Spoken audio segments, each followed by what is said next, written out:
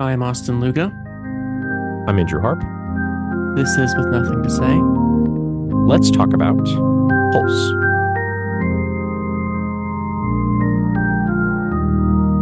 Before we get into this week's film, next week we're going to be watching Mulholland Drive. Of course, David Lynch just passed away a few days ago of emphysema.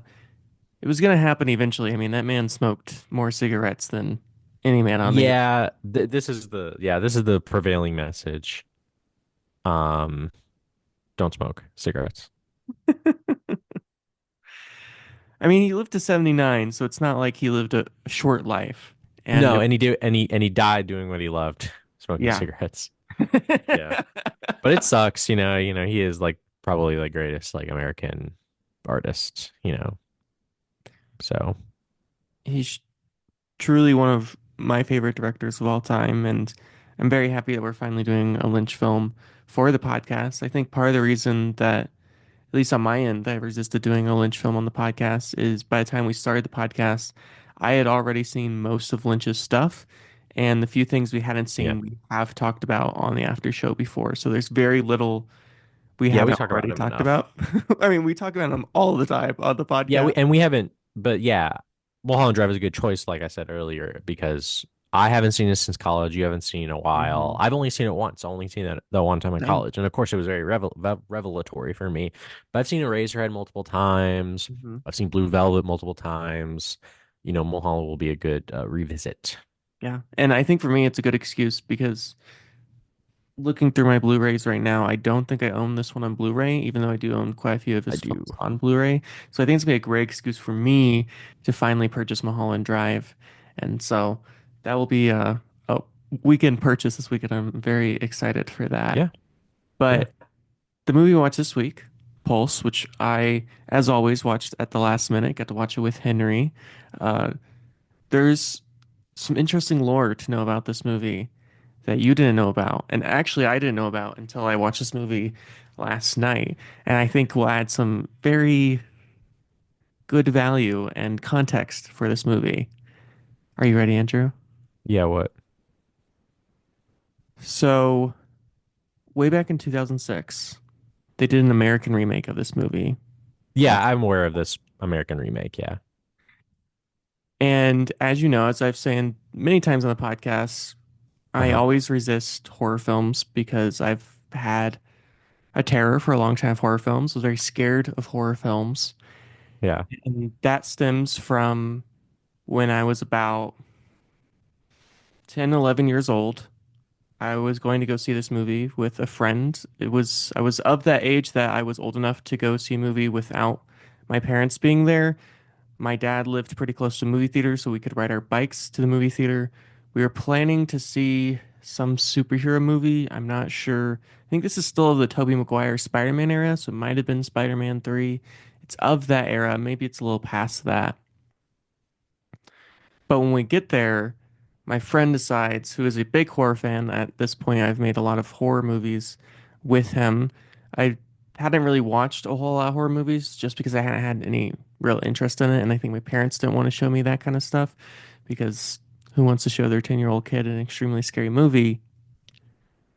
And we get to the movie theater, and he has already decided that we're going to go see a different movie. And that movie, It was Pulse. it Wow, was that's cool. great.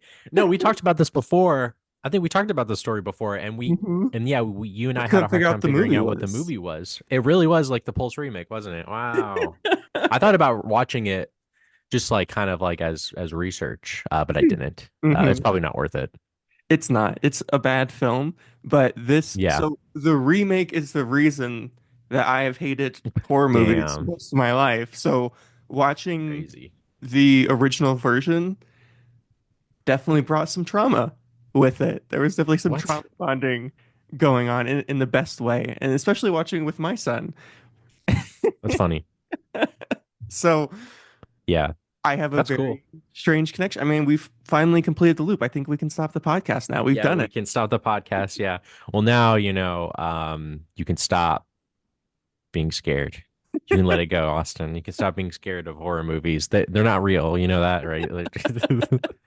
No, yeah. That's funny. I'm glad we figured out this mystery. I feel like you did like describe it like with like computers and stuff like that, and Mhm. I And should it's have the made red that tape. guess.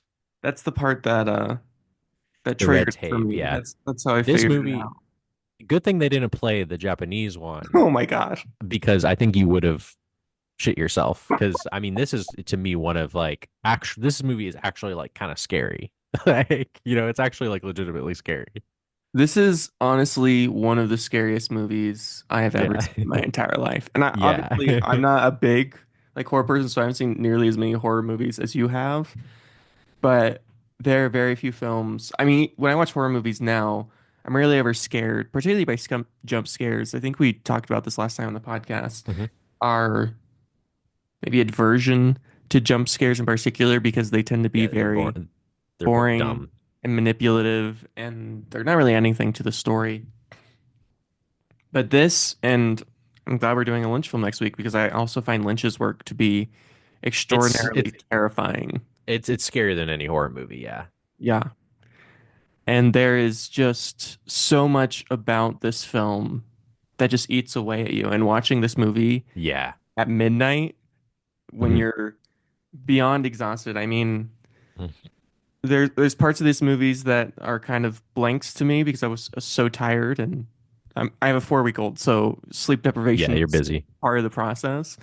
And it definitely creates for a very surreal experience because there is something, I mean, it's has this sort of sense of what's real, what's not, this sort of surrealism. And one of the most fascinating parts of this film is how it plays with sound, particularly silence. Great. I mean, some of the scariest moments in this film, there's almost no sound at all. Yeah, there's There's no fucking jump scares.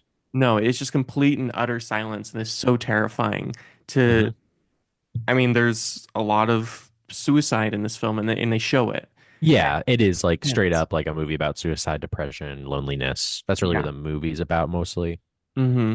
Very much the idea of what it means to be alone and trying to suffer through that loneliness. And I think it's one of the best depictions of depression I have seen. I Yeah, it think rocks. It's there's a really lot good. of manipulative and bad depictions of depression. And I think it's hard to do it well. I think there are very few films that do it well, and I think that's partly because most of the people who try to make those films haven't experienced it, and so they don't really understand what that experience is like. But and this is a it film. like yeah, and it's a movie that I think too like it opens up in such a beautiful way, right? Because yeah, it is a movie about like sadness, depression, Hmm. suicide, whatever. But the way that they kind of like introduce the movie first is kind of like this like ghost story kind Yeah. of, and then it's like not only a ghost story, but it's also kind of like a ghost story involving like the internet and computers. And this is like the early 2000s, so it's becoming like a brand new thing to people. Like I love that character whose name, I don't, these names like I have to but one of our main characters, right? The guy, Yeah. he doesn't know anything about computers, right? Hmm. Like and he's like being told like these very basic like computer like terms and languages and things like that. And he right Ryosuke, he just doesn't like yeah, there was a time when like those like the computer was such a brand new thing to people. It's like I don't even like know where to start with it. And like anybody can now walk up to a computer and know exactly what to do, how to operate it pretty much, unless you're like 70, 80, 90 years old. Um, but yeah, I just love that. And I kind of like, I like this idea of like, one thing I was like thinking about it on this watch was like, it's almost like the internet and the computer, it came to the forefront of everybody's mind so quickly.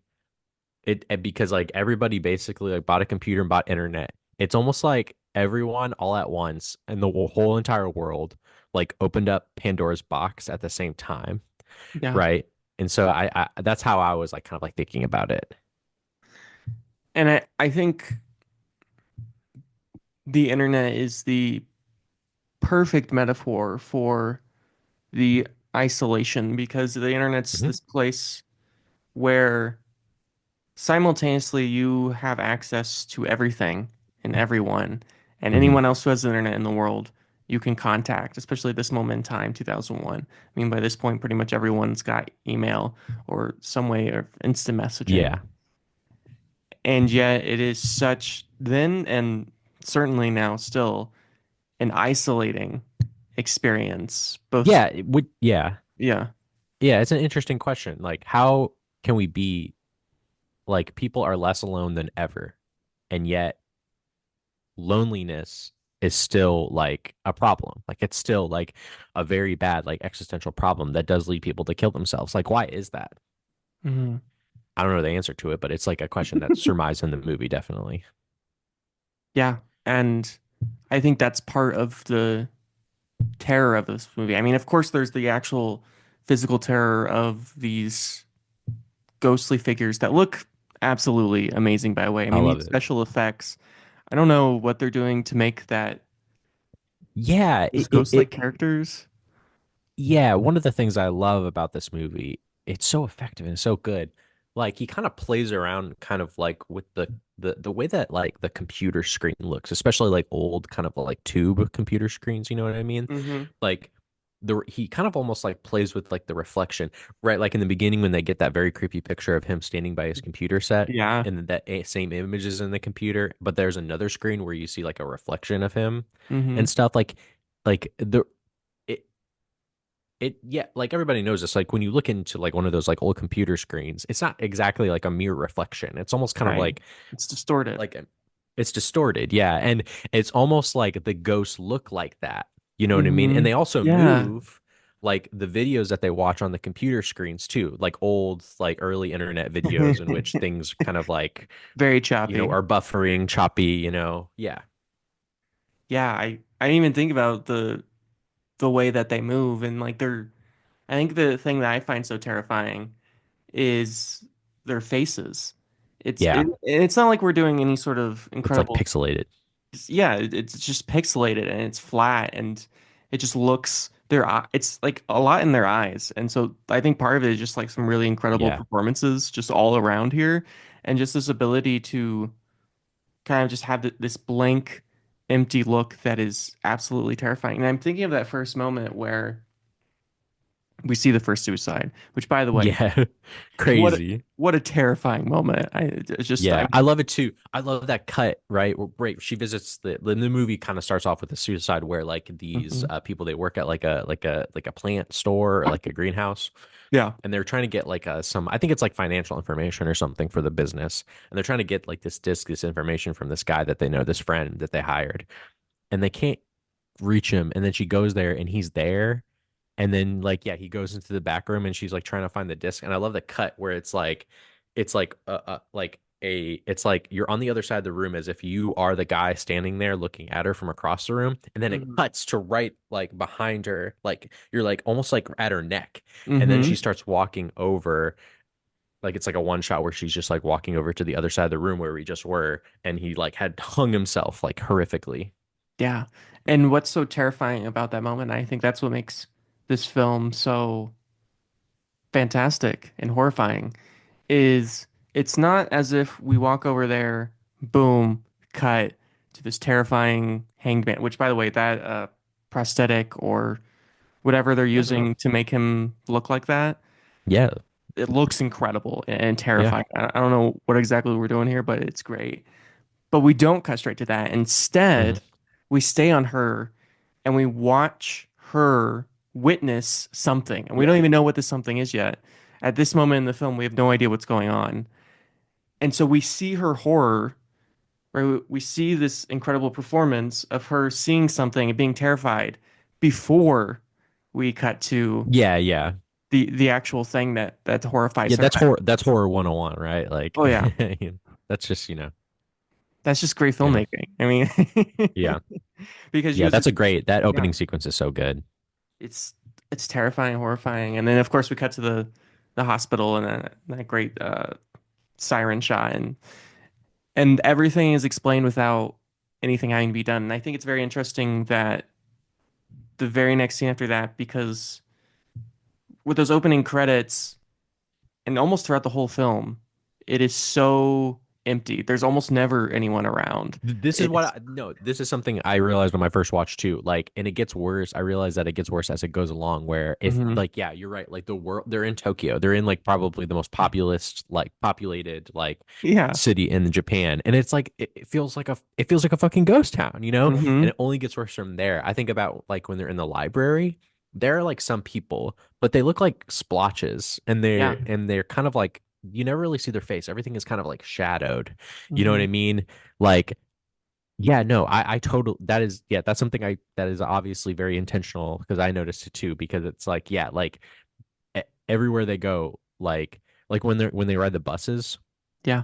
which by the way, like Kurosawa, he does this thing with like cars and buses I've noticed in movies, and my partner pointed this out, like they were like reading about it, and Kurosawa will like he'll do like rear view projection for like That's what I thought cars it and like was. vehicles and stuff like that. And yeah, it's like a stationary vehicle and it kind of Hmm. shakes around. Yeah. I think he just like, and I think like I think he does that multiple times throughout his movies. He does that in Cure.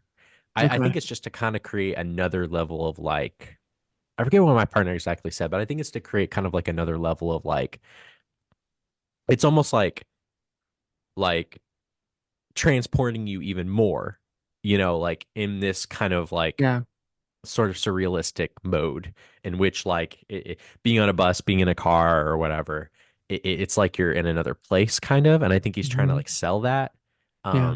It's very it's but it I will say it is very jarring when you see it at first. You're just like, why the fuck does it look like that? Are they in some it's just like they are riding the bus, they are riding the car in the universe of the movie. It's just Mm. like for some reason like Kurosawa is just like I want to do the reverb production. But yeah. But yeah, you're totally right. Like there's just like no one and nothing around, you know. It's just like it's so desolate. It's like it's so good. I mean, it's almost apocalyptic. When you watch this movie, I think of movies like 28 Days Later or any of those movies in which Yeah. an apocalypse happens because Right. everywhere you look around, I mean, all of these, some great location scouting here, by Hmm. the way, they just feel so industrial and empty, and it does Yeah. not feel modern at all. It doesn't feel like I Right. mean, we're in Well, Tokyo, but it does not feel like Tokyo at all. the apartments and stuff that the buildings and stuff too. Like sometimes like there are literally industrial sites that they go to at the end, right? Like abandoned Hmm. industrial sites, which Kurosawa also seems to like a lot in his Okay. movies. He likes abandoned buildings, like industrial sites. But yeah, we're also at like a lot of like brutalist looking like architecture and like locations and stuff like that. Like the way that walls look, they always look really like gray and cold and like cement slabs, Hmm. cement slab walls. Yeah. Like you're totally right. Like the locations are just so like not very colorful, not very comforting, you know, very cold and very like I said, kind of brutalist. Yeah. Yeah, yeah, so yeah, I And agree. that's what makes that juxtaposition between that opening, terrifying apartment, and then we cut to this. It almost looks like a soda shop. It's like this very bright, very colorful, and there's tons Yeah, of people around, and they're talking about this terrible thing that just happened. And so like there's this weird, this doesn't feel right, this feels wrong, and then the cut after that, yeah, they're at the plant shop, and I mean I think working at a plant shop is sort of like the perfect antithesis to everything that's going on here because the yeah. It provides some levity at the beginning, I guess. But Mhm. even from the beginning, it still feels really lonely and Sure like does. something's wrong. I mean, the opening shot is her on that boat staring out into the distance. And Right. then, of course, you cut to that extremely, which had to be shot from a helicopter. I don't know how else you're going to get that shot. Yeah, it's just like a really big bird's eye view. Yeah. And it's just like that shot looks so, I mean, it's literally an ocean and there's just nothing Yeah. around. Like, if you've ever, I remember the very first time that I went to like an actual ocean because we live in the Midwest. So you go to a lake and Yeah. there's always an end to it. And you go to the ocean and you just look out there and Yeah. it's never ending. And that is a very terrifying experience. And so Right. that's why I refuse to do like cruises and that kind of shit because the idea of just being surrounded by nothing Okay. but water. Yeah. And there's something about that in this and this Yeah. idea, when they work in the plant shop that is so antithetical to the mechanical end of computers, this very Yeah. lively kind of something you can touch and grow and live with versus something that is Mhm. completely under your control, which is like plants, you can water them, you can care for them, but they're Yeah. kind of doing their own thing. Even if you grow like Mhm. a bonsai tree, they're doing their own thing. But with a computer, you have complete control, and yet it Yeah, is the sort we of we Pandora's box. yeah, we have complete control, but like we really like don't know how Yep. it, like people really don't know how it works. You know what I mean? Like the average person doesn't really know how it works. Like it's really quite like the technology really is quite ghostly in a way. It's like Yeah. a phantom object. Like it is kind of crazy that like how am I talking to you right now? Like through the computer through this way. You know what I mean? Like it's just kind Mm. of like it really is like kind of like uh the like I feel like the movie is trying to say something about kind of like how kind of like scary it is, you know, how like kind of like how just like strange like it really is, you know, but we're so used to the computer. Every person ever has like a screen in their pocket. There are Hmm. screens, there are cameras everywhere. Like people have completely like accepted this as normal. But like I feel like Polk's kind of like is sort of saying kind of like, you know, maybe this isn't like a good direction, but it's not like an anti-technology thing. It's more kind of I don't like think so. it's some I think it has something more to do with kind of like again like ourselves, our loneliness, you know, can we really like responsibly like use this technology or will it, and I mean like the scene in which like the forbidden room, which is like Hmm. that's such like a, I feel like that's such a creepy pasta like, you know, internet like Yeah. horror story thing of like a guy sitting, you see a video of a guy sitting in a room with a bag on his head. He walks slowly up to you. He takes his bag off slowly and then he shoots himself. Like people have committed suicide too and shot themselves on camera like in real life. Hmm. Um, you know, like these things are kind of like, and like Kurosawa has basically like predicted that. You know what I mean? Like it's Yeah. a very prescient movie that kind of like points out that like, you know, this thing like we really like really don't understand like its ramifications. You know, we really don't. Mm-mm. And I've been working for the first time. Uh, Obviously, I've been a filmmaker for a long time, but I've been working in an AV department for the state legislator. And so a big portion of that is software. So it's a lot of stuff I'm very familiar with, working with cameras and that sort of thing. But we recently got moved under the IT department. And so they kind of, for a while, they put us in the hardware department. And so doing things like pulling wire and really getting in the nitty-gritty of the physical elements Yeah.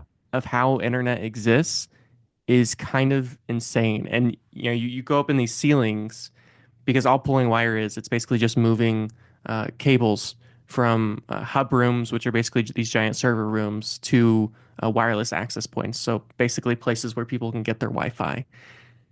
And you go up into these ceilings and you just see hundreds of wires up there that are just very Yeah. random. And there's no like logic to it. And that's like kind of the scary thing is I guess I've always had this illusion that Mhm. the people who understand the internet or understand the finer workings, particularly the hardware side of things, have this just like sixth sense knowledge and everyone just has it Right. together.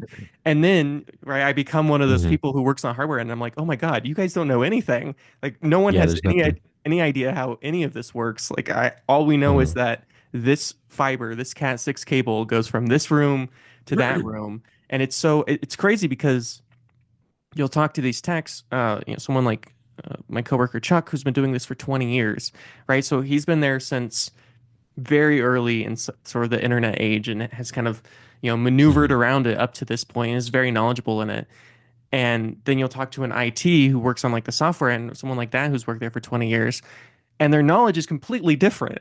Like you talk to those Yeah. two people and they're almost talking different languages as if they can't talk to each other. So it's almost as if no one really has the full picture. We all have these little parts that we understand and we know, Yeah. but we're also all kind of winging it and just hoping for the best. And the fact that Right. something as destructive It, and but it happened so dangerous, quickly. It happened so yeah, quickly too. Like it really did. Like when you really like look at like when you really look at kind of like the ubiquity of like technology, screens, cameras, internet shit, like it happened like that. Like it happened like especially in respect to the history of humankind, you know, hmm, like it took a while for like the book to be invented, you know, it took a while for even that to be kind of like this thing that like, yeah, and the book is kind of like a piece of technology in a way, you know, and that took a while to even like spread around the world.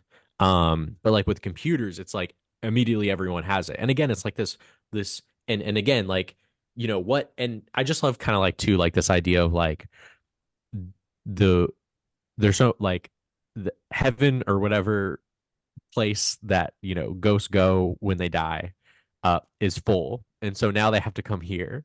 And so how are they gonna like, get where they want to go? How are they gonna like replace people? Because like they kind of one of the characters, I love, by the way, that juxtaposition between the one of the main characters, the kid, Yeah. and the girl that he meets, the like the computer science major, Hmm. because he is kind of like optimistic, Yeah. right, about kind of life, death, that kind of thing. He doesn't want to hear about death. He he's kind of maybe in a way that's a little unrealistic, right? Because like obviously one day we're gonna die, but he's like, Yeah. I want to live forever, you know.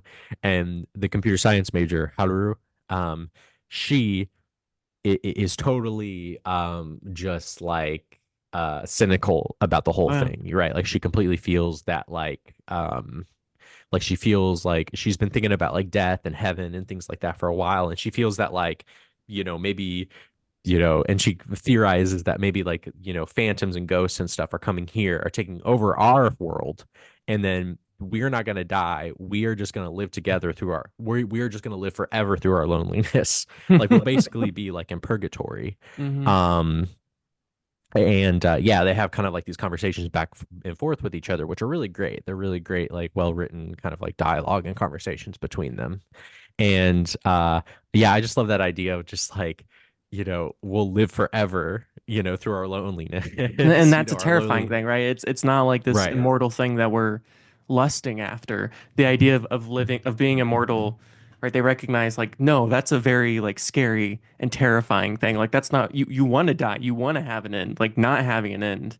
That's the scary part, the purgatory of just continuing to exist and not being able to move forward. That loneliness that just never releases you and right kind of grabs hold Right. of you and just strangles you, Yeah. and it is this Yeah. suffocation. I mean, there's that great line towards the beginning, which by the way, the writing here is just It's a great absolutely movie. incredible. Kurosawa is one of my all-time favorite filmmakers, man. Like he really is like one of my favorites. He's like really kind of like, I thought about like maybe picking Cure to Hmm. watch instead of Pulse, because I think I might like Cure a little bit more than Pulse. I Okay. like Pulse, but I think Cure, and that goes to show you how good it is. But yeah, Yeah, I mean, just how incredible it is. And then there's this line near almost the very beginning. It's when they're in that sort of coffee shop, soda shop, whatever, yeah, and she's talking about like how surprised she is that he killed himself, which is it's hmm, a very common like I think one of the very interesting things about this hmm, is they're not only exploring suicide itself, which is a very hard subject to hmm, explore and to explore well, but they're also exploring how the people around react yes, to a or suicide. and also just like how they react, and also like the feeling of losing the people around you and not having, you can't do anything about it. Hmm. And there's this survivor's guilt almost Yeah. to it. I mean, they talk about this idea of like feeling as if they should have done something, they should have known. Hmm. And one of the characters says that, sometimes you just have this idea that you want to kill yourself. And that's just something Yeah. that just happens to us, right? That's just thought. And that is a Yeah, he's like, I thought about it before. He yeah. speaks very frankly. Yeah. And that is a very scary thing to think or see or hear. Yeah. And it's just so blunt and honest. And I'm sure that's true for a lot of human beings is you've had that thought, that moment, and hopefully you never act upon it. But there is definitely, I'm thinking of like almost a matter of life and death, survivor's guilt sort of thing going on Hmm. here, where they it's almost a worse guilt than if they had died naturally or if they had been Yeah. killed, because right, this feels very personal to you, right? You feel personally attacked by it because they made this choice. This was an active choice that they made, and you didn't see it, you didn't know, you didn't see the signs, and that haunts you in a way that's very different than other kinds of deaths because it is an active choice. It is the only type of death that we have a hand in, because death is supposed to be something that comes to us and Hmm. we just have to accept it and be like, all right, time to die. Yeah. And when you kind of take control of that, that is Hmm. it's very scary. It's a very terrifying place to be. Yeah. And yeah, and again, I just love that distinction between like Ryosuke and Haru, right? They this that back and forth that he have where he he's like kind of like he's like trying to like say like look, like I'm here, I'm still like here, blah blah blah. But I think like I think the thing about loneliness is that it can be so powerful, it can be so uh poisonous that it can make a person feel like, yeah, there are people around me. You might be here. We might be the last two people on the earth, but could you ever really like know me? Like could you ever really like know who I am? Because Mhm. that's also pretty much loneliness as well. Yeah, it it's very much more, and I think we've been talking a lot about isolation and loneliness, and I think it's important to define what that means in this film. And it's not about the literal sense of being alone. Just like on the internet, you're never really alone. There's always people, even back in 2001, to contact and be around, quote unquote. I mean, the first time we are introduced to the internet in this film, it is a collection of videos of these different people shot in uh, very low shutter speed. So it kind of creates this very Yeah, surreal effect, which was very much of the they era. look ghostly. They look like apparitions. They look like apparitions, they look like ghosts, and look very terrifying. But that isolation in and of itself, both in the real world and on computers, on the internet, and technology, has much less to do with the people you're around. You can be around 1,000 people, but Yeah. feel more isolated than you ever did than when you're And alone. on the internet, you're connected to millions, Yeah. theoretically. Hmm. And yet there's something particularly isolating about the internet experience. And I think that that's still true when you go Yeah, on it's to of course it is. This movie is very prescient. It very much yeah. is. Which is one of the terrifying things about the movie, that it has a lot to say about, I think, a younger generation would probably go into this movie thinking like, oh, 20 years ago they didn't know what the internet, and there Yeah. is like some silly moments of like, what is the internet? And like, right, like when he goes to that computer lab. I'm okay with that because Oh yeah. that shows people like a younger audience that like yeah, like there was a moment where this like was a brand new thing. Like no one had no idea what to do with it. Hmm. And yeah, even despite that, it was so easy to understand and to grasp. Hmm. And I think that's what separates like the internet from like the Gutenberg press, right? Is like Right. reading is a very complicated thing that takes years and years, right? As a teacher, you spend 12 years teaching a kid how to read. I mean, at the very least, it takes years to learn how to Yeah. properly read. But you can put a 2-year-old in front of a computer, Yeah. and in a couple of hours, Yeah, they're they're going nuts. competent. And that's a very, it's Hmm. just, it's so accessible. And that's what's so scary about the internet is it is democratic in a terrifying way because anyone can access pretty much anything Yeah. on there. I mean, I remember this had to be when we were in high school during like maybe it was right out of high school, but I can't remember if it was ISIS or some other terrorist group, but there was like beheadings, Yeah, no, right? no, no, and this continues, right? Like ISIS, Hmm. I think, does still like post like beheading videos and stuff like that, right? They'll behead Yeah. people all the time on there. Yeah, no, no, no, like like like nothing will ever be able to contain. I don't know if it's possible. I don't know if it's possible to contain like violence that is recorded and put online, whether it be like a body cam video of a cop shooting guy, or Yeah. like you said, beheading videos, or a person going on stream and then shooting themselves. Like these things like they've been around since the existence of the internet, right? And like I don't know, I guess I don't know if anything, if an event like that happened before like Pulse was made. Maybe an event like maybe like something happened and then like Kurosawa was like inspired by it, or maybe he Yeah. invented it, you know what I mean? Like maybe he Mhm. like was like the first to kind of like introduce something like that, like the idea of like a person killing themselves like Mhm. on stream. um if he did, he's a genius because he was right. Like he saw it coming. Like these things would obviously like happen, right? Like of people like inflicting harm on themselves and others, and putting it online. Um, and again, yeah, I just like again, and this thing too, when that guy he like goes and opens up the computer and it's just like acting on its own, right? And it's like Mhm. broadcasting like all these things. Like that's kind of scary. Can you imagine like something like that happening to you? I feel like something sometimes that happens, right? Like when you're on your phone and your computer, and then something like fucking like something wrong happens, you're just like fuck, you know what I mean? It's like it's like it really sometimes feels like a ghost. It might as well be a ghost, right? If like a Yeah. person hacked you, right? They say like a hacker Hacker. like got into his computer. It's like it Hmm. might as well be a ghost because if a person robs you, you can at least like look at that person, more or less.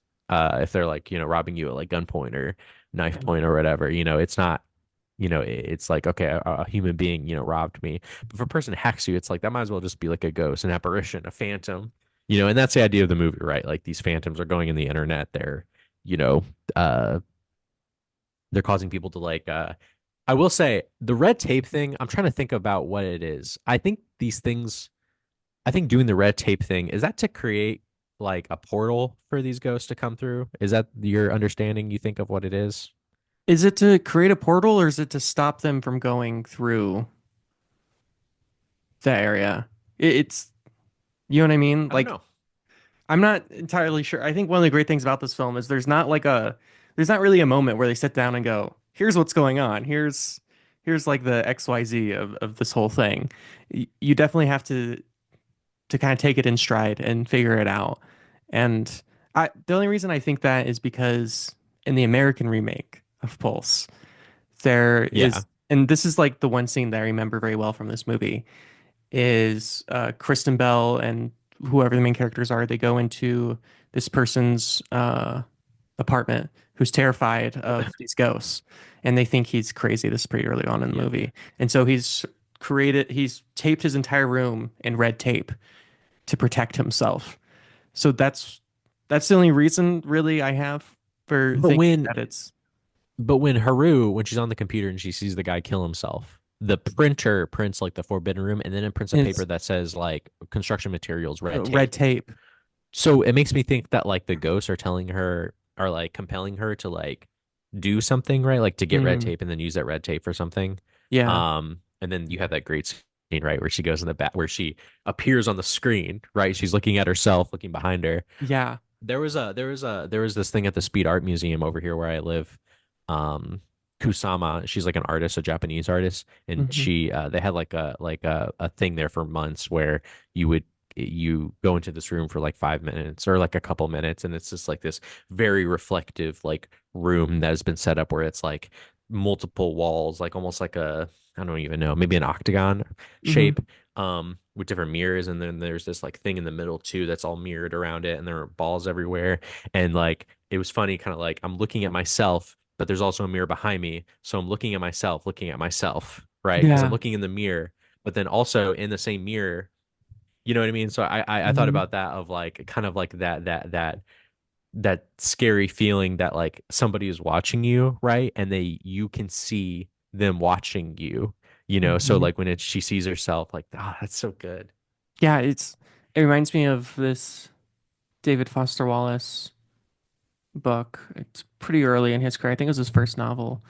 And of course, like all of David Foster Wallace's books, in a lot of ways, they are a collection of short stories. They're kind of just these moments that they're kind of interlaced together. And one of them is about this artist who puts a camera inside a movie theater. He puts it next to the projector, Uh-huh. and there's this latency of about 5 minutes. So people will walk into the movie theater, they'll sit down, and what they'll see on the screen is the movie theater, but there's like this 5 minute latency. And so they're witnessing themselves, but they don't realize that they're witnessing themselves Yeah. because of the latency. And so there's this very surreal, reflective, and this is something David Foster Wallace was very interested in his career, is this idea of television and film. And I mean, there's a reason why you go into any IT office and they all have their little camera taped up, right? They have tape over it Right. because it is so easy to access Yeah, it's not these that hard. cameras. Like it does not take very much skill. And that is a very scary thing, is that anytime any of these computers are open, or like, right, we have 5 Alexas in our house. Those can Hmm. be listening in, and they are actively They listening probably in are. at all Why times. do you have five? I don't have We one. we didn't even buy any of them. We just they Oh, people keep giving them to us, oh, and I would and throw them so all away. and so right I'm those just, but things I'm a are freak. actively listening to you, and they've Definitely. shown those. I remember a couple of months ago those active billboards like you see in New York City. They're Yeah. interactive. Your phone shares data with those billboards so they can Yeah. give Sounds about you right. advertisements that are specific to you. Like Yeah. we are at that moment in history We where live in a ghost world, pretty we live in, much. I mean, Like, we remember we talked about Movie Pass, right? We've talked about that a lot on the yeah. show, and I'm still an active member of Movie Pass. Their whole system isn't to make money through the subscription. The Yeah, they don't want subscription your is data. it's data. That's how they make all Yeah, their. it's That's how pretty. all of these sites, right? Facebook, Yeah. Instagram, TikTok. It's data. That's how they make their living. Like, Yeah, and everyone knows that, and like everyone pretty much has like accepted that, right? Like mhm. pretty much like in a kind of like a sad, almost defeatist way of like, well, I'm not gonna stop using Facebook anytime soon, so I guess it doesn't really So I matter. guess it doesn't matter. And there's also the TikTok thing too, where Donald Trump and then of course subsequently Joe Biden were like railing against it because it's like a Chinese app or whatever, and they're taking Hmm. our like data and our secrets and stuff like that. And it just felt like everyone was just kind of like I don't care. Like I really don't care. Like everyone is completely I'm not saying that they should have banned TikTok, by the way. I don't think they should have. Like who cares? It doesn't really matter at the end of the I don't day. think it'll last. Um it doesn't But that's a matter. No, different I conversation. mean they seem pretty serious about getting rid of it. So They do, but but I think it's going to happen 100%. And it's going to be really unpopular. And the that's why Democrats I are going don't to think take it's gonna credit for it. last. And the Democrats are going to like take credit for it, and then they're going to lose again and again and again. So that'll be really cool. But like yeah, they just love like unpopular policy. But yeah, no, it's just like yeah, it's just like people like have like resigned to the fact that like yeah, pretty much like it's kind of like tech companies probably know more about you than anyone else does. Oh yeah. I mean, I remember reading a book that came out maybe in like the early 2000s. I think it was like a Seth Godin book or something. It was like a businessy book. And he talks about how grocery stores, right? The whole reason they want you to Yeah. be like members. And this was kind of like where this originated, right? This was kind of the original data collection service and still is the grocery store. It's the reason why you have a Kroger card or a card to Yeah. Safeway or like these different grocery stores is because they utilize that data to know what to buy. And there's this, I remember, I think this had to be in a Malcolm Gladwell book. Maybe it was in The Tipping Point. He talks about the story where this 16-year-old girl uh, living with her parents is sent coupons for diapers Yeah. and formula Oh because yeah, the I heard about grocery this. Yeah, store, this story right, is had classic. realized that Right. she was pregnant before she And had she even knew told her before she did. Yeah, parents. yeah, she knows. Yeah, yeah, yeah, yeah. And companies and like data and stuff like that. This isn't a subject that comes up too much in Pulse, but we can definitely like we can't help but like think about it because it's like again, Pulse sort of makes this point that like with depression and loneliness and stuff like that and suicide that like despite all of these advancements in technology and communication, people still feel objectively like abject Lee alone. Mhm. Um, and it's like, 20 years later, what's changed? Not much, except that tech companies have know us really, really, really well. They steal our data, we're advertised all the time. It's just like, the only thing that has changed is that like companies are basically like more is that like corporations in general are just like more powerful and they have more purview and they have essentially like are now like using the internet as basically just like this way to like advertise to you like 24/7. Like that's pretty much all it is now. So, things have definitely improved since 20 years ago. At least we got rid of the ghost now. One thing too that I like about Pulse that I don't want to forget about is Yeah. that I like that it it like turns into like an apocalyptic movie, Hmm. which is like a very unexpected when you watch it the first time. Yeah, people just start going missing, and so right, I talk about like at the beginning of the film this idea, this apocalyptic kind of feeling to it, this Yeah, darkness. but it's And, really like but then they like really hit the yeah. actually happens, right? Then suddenly all these people start going missing and dying and all this. And I think of that moment early on, she's she's in her apartment, which by the way, all these sets are extremely claustrophobic. I wanted to talk about that earlier, but I forgot about Yeah, it. Just these they these are. Yeah, tiny little rooms, everything. right? Like the room They're the in rooms all the time. the boys in when he's like discovering the internet. It's That's just like his room. it's a Yeah. bed and the desk I is wonder if right that there. feels like kind of almost like a Japanese thing. They're in these kind of like cramped Tokyo, like Japanese Hmm. apartments. They're all kind of like cramped and like one thing too about the movie, like just kind of like a thing that I noticed on this viewing was that like the sky is never blue. It's always like a bright white, it feels like. And Yeah, the windows too, every window that there if it's not dark outside, every window that they go past, overexposed. it's like an overexposed bright white light. It's not like it's like the sky is just never it's not even there. Like it's not Yeah. even like you can't even see the sun. It's like the light is so bright, and it's like I love that detail too. So I just want to Yeah, I mean, put that pin in. it's like that experience of, I think of my brother who's super into video games, and I mean, he just rebuilt his Yeah, computer. these He's very into that kind of stuff, and he'll spend hours and hours in a dark room, right? And he'll mhm. purposely make it dark, and then that experience of coming out into the light, like it's like when you go see a movie, right? And you walk outside and it's the middle of the day, and that's what Yeah, the whole film feels like, as if it's true. the actual world itself, like the world we live in, has It's like become unreal. the fake thing, right? The internet has become the real thing. That's where things exist. Hmm. That's where everything is, and now it's the real world that's become the sort of fake, which I think is even more true Yeah. now today because right, I think of like a Uh-huh. vlogger, which I think is like the perfect example of kind of capturing this. Of course, like I had a vlog for a couple of years, and you create this idea of who you are as a person and you build that and you make more sense in that vlog than you actually do in life. Even though vlog is supposed to be like the most literal version of here is a day in my life, it is still this fabrication that you have, and it has to be a fabrication because It always, yeah. no It one will, wants you'll, to, no one will right? ever, that's the thing. Like people, you can do, like, you can make a piece of content, a video, a picture, whatever, you can make it as true. You can make something as true to yourself as you think you can make it, but people will still like misunderstand you. They'll still like not understand you. Like, and besides again, your conception of who you think you really are isn't really who you are, right? Yeah. Like it really like it's really hard to pin that down for the most part. Some people do have it pinned down, a lot of people don't. um but yeah, you're totally right. Again, it kind of goes back to this thing of just like, will anyone, even the closest people, will they really ever understand you? Will they really? Hmm. Yeah, I mean, I'm thinking about my very first year at film school in Colorado.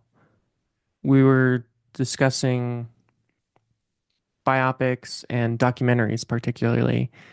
And our professor made the declaration that a film can't be objective. It's physically impossible for a film to be objective because even the placement of the camera Yeah, it's impossible. creates subjectivity. Even if you It just put the does. camera in the middle of Yeah. the room, you've still created a subjective, no matter how objective you try to be.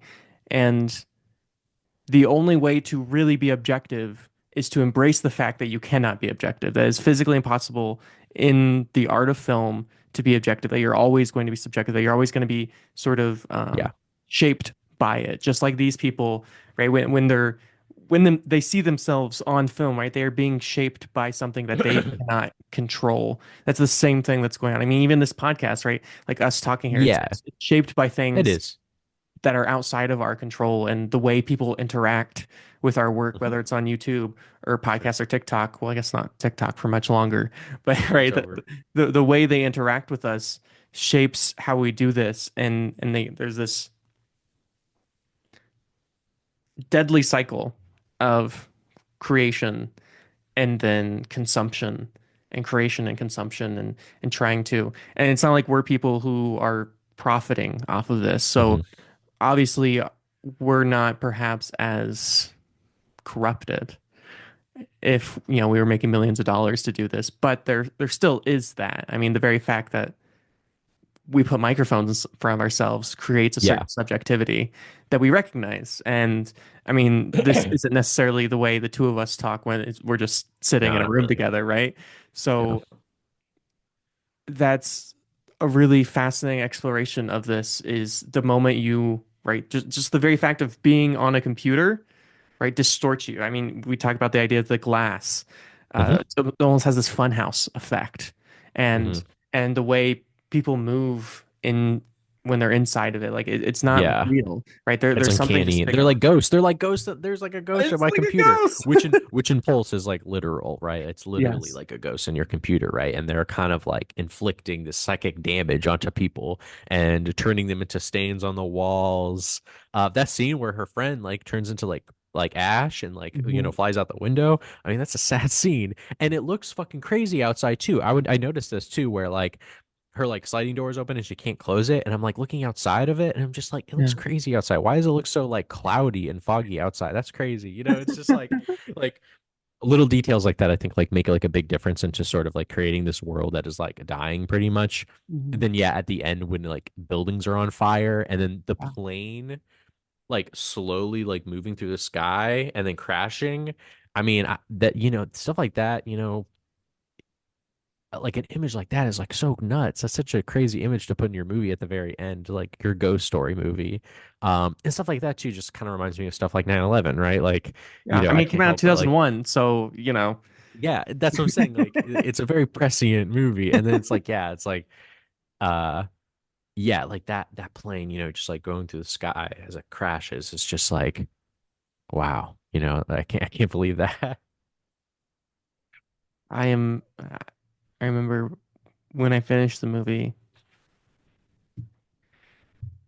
it was probably 1 o'clock in the morning. Henry was, thank God, asleep because this kid, I mean, he's a baby, so they're up every couple hours. Right. He's a good kid, but uh, I haven't had more than 2 hours of sleep in a row for 4 weeks, which is fun. And I remember putting him in his bassinet after this movie finished and lying down. And when I close my eyes, the first thing I can see, is that terrifying image of that ghost. Um, Yeah. do you know what I I mean? know it's like it's like the it's almost like the that's another thing too. Like the computer screen when it's turned off, it's almost like it's almost kind of like how your eyelids look when you like close your eyes. You know what I Yeah, mean? yeah. Oh It yeah. is. It's a movie that's gonna haunt me. So I'm glad Yeah, we've it's so completed this good. circle. That I will now forever be Yeah. terrified.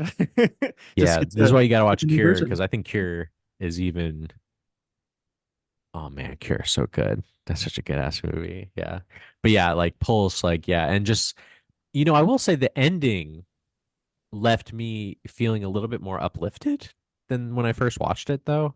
Like when she's like there, like on the boat, they're going to South America. She's with some people that are not dead, that have not turned Yeah. into, gash or whatever, or stains. And she's with her friend who I think has pretty much been ghostified, right? He's like a stain or whatever on the floor. And I think she says something along the lines of like, you know, uh, I'm not alone or I'm happy now because I'm with, my best friend in the world or something like that. And I Yeah. think maybe when I first watched it, I thought that was extremely sad because he's basically been like ghostified, right? Hmm. Um, but I don't know, there was something about it that felt a little like uplifting to me on the second watch, just because like it feels so hopeless. Like the accumulation of the movie feels so hopeless.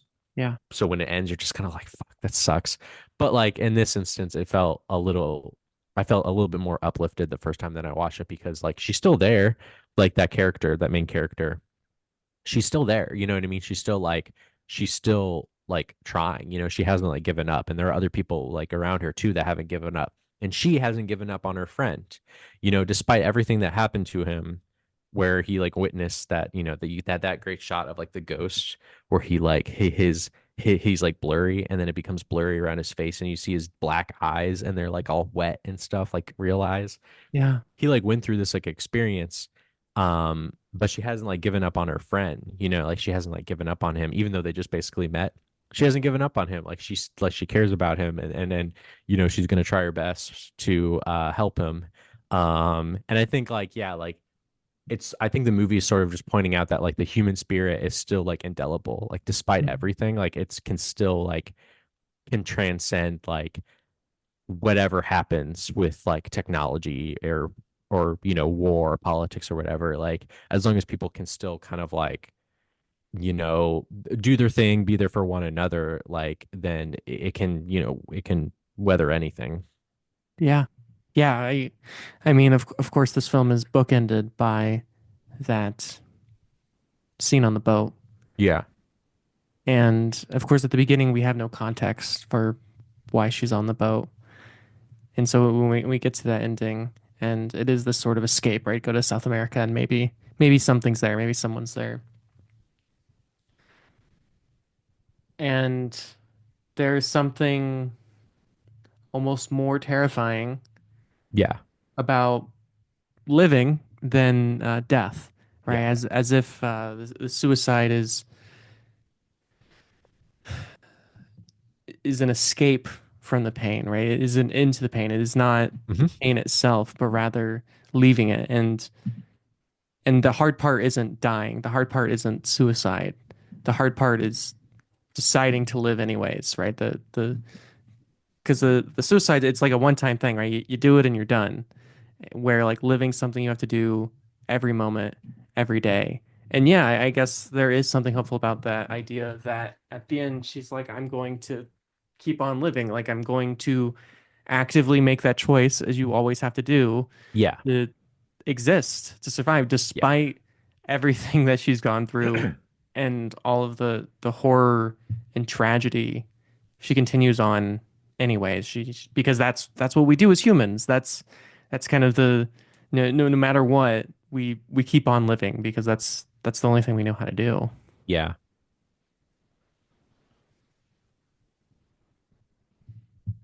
Yeah. Well, Yeah. I that's love this movie. a great movie. That does put us just about at an hour. Yeah, I'll just say like yeah, I love this movie. Glad we watched it. It's a movie that I'll probably watch again and again and again, Mhm. just because it's such a again prescient movie. It's scary. It's shot really beautifully. Yeah. Just the best stuff. Great writing. And it's one of those movies too where I watched it for the first time not too long ago, and Mhm. there was stuff that I noticed the second time that I don't think I noticed the first time. So it's one of those movies that keeps on giving. And yeah, I just love it. I just think it's just such a it still makes a lot of sense today, and it approaches kind of like the computer technology thing, not in a way, not in a wagging way, but in kind of very like deep existential way that is like really trying to like get to the heart of the matter of like what the problem might be. Yeah, I love it. I'll give it a 9 out of 10. Yeah, I can't help but agree. Of course, my own personal feelings connected to this movie are a bit strange and weird, and Yeah, it's obviously crazy. having that weird connection with, the very first horror movie I ever saw was the American remake of Pulse, which is not a good movie. I would not suggest anyone go watch it. But then again, I haven't seen it since I was 10 or 11 years old, so maybe it's a spectacular movie, and I just wasn't ready for that experience. But for years, I was haunted by that film, and now I get the experience of being haunted by the original for Yeah, probably the rest of my at life. least at least it's a better movie. And it's a great movie. I love the fact that I get to be haunted by Yeah. this. And after I finished watching it, I put Henry to bed, and he got up a couple hours later, and I was thinking, like I was super tired through that first watch. I'm just gonna turn it on while I'm feeding him, and I ended up watching, over the course of the night, probably like the first hour of the movie again, and even Yeah, watching it that's back good. to back, like it's that good that I can literally have seen this Yeah. movie. And It's kind of like it's kind of nice to be in a way, just because it Mhm. feels very freeing. Yeah, absolutely. It is an incredible experience, and I loved every second of it. I'm very glad this was our first film of the 2025 podcast season because it it's a really strong start, and I hope we can continue this streak, but I'm skeptical. So yeah, Yeah, we'll 9 out see of 10 about for that. me. Yeah. Yeah. Cool. All right, y'all. Thank you for listening. You can find everything I do at Austin Lugo. I'm a letterbox at Retro Andrew, RE0 Andrew. And you can find this podcast wherever you hear podcasts. You can also find us on Instagram, TikTok for now, and YouTube. And with nothing to say, thank you all for listening. Thanks so much.